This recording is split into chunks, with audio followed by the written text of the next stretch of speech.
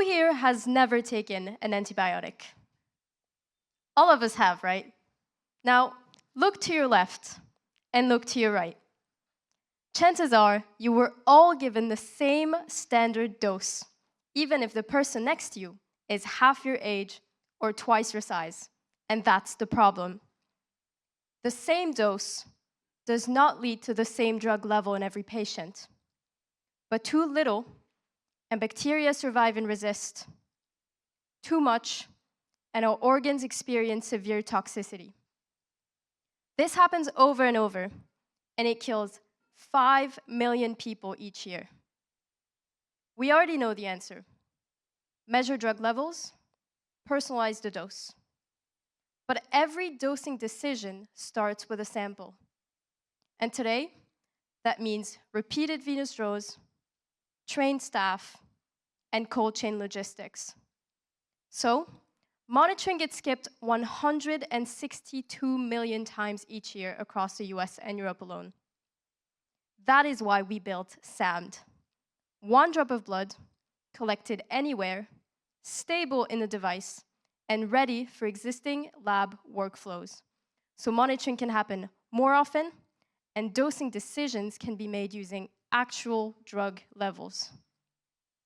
In the lab, we have shown 98% accuracy measuring drug levels in whole blood, and we are now raising £2 million to complete clinical validation and file for FDA clearance.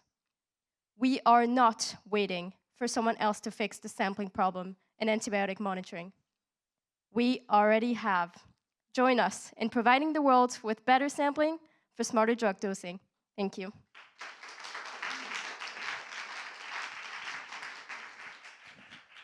So an antibiotic gets approved after a clinical trial. They look at different doses, and a dose is agreed upon based on data. Your microsampling idea is to say, okay, maybe that dose isn't suitable for you because of body weight, etc. So you may reduce that dose, but there's no clinical data, as far as I can see, that supports that dose that's outside of the regulatory approved label. How do you address that? Sorry, can you rephrase the question? So every drug goes through clinical trials, gets approved by a regulatory agency, and part of the clinical trial is a design that says we tested dose X, Y, and Z, okay? That then goes on the label on the box that says this drug has been tested and approved by a regulatory authority. Your microsampling is saying, though, I may recommend a dose that is not on that label. Then I would say from a regulatory perspective is, well, show me the efficacy data that says for that patient, that dose makes sense. So our device is not a diagnostics device, so it wouldn't actually change the dosage needed for a specific patient. What it does is it replaces something that already exists, which is monitoring in hospital. So the pathway right now is that for specific antibiotics and specific high-risk patient groups, they are getting monitored after they receive a standard dose because they are high risk.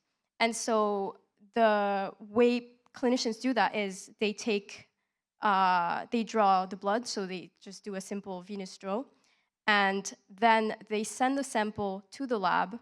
The lab measures drug concentrations in the blood, and then from that, they have specific guidelines to determine if the concentration is safe or not. And our device would only replace the venous blood draw, so it's just a microsampling device. So instead of a venous blood draw, it's just a microsampling capillary blood draw, capillary draw. Yeah. So I think, if I understand well, this your technology, your device will replace an exact current process, right? Which is asking hospitals to change anything is fairly difficult. What is your process? How do you think you can drive that change? What's the from an evidence point of view, from a thought leadership point of view? What are the tactics that you think will be needed to enable that change? Yes, so hospitals do tend to be quite reluctant to change.